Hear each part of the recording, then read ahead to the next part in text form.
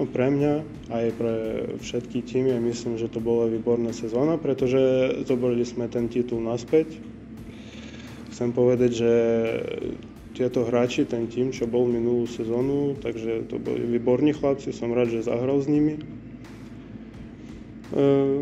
Dostal som čas zahrať, myslím, že ukázal som seba a zobral nejaké skúsenosti aj z tej slovenskej lige.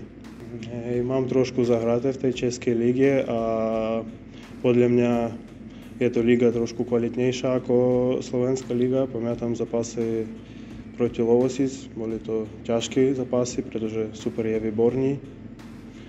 Takže som rád, že prešiel do tej lige a môžem tak zobrať viac skúseností. Veľmi som teším z toho, pretože akože, podľa mňa Lovosice to je výborný klub, že by mladý hráč nabral skúsenosti a že by ukázal seba.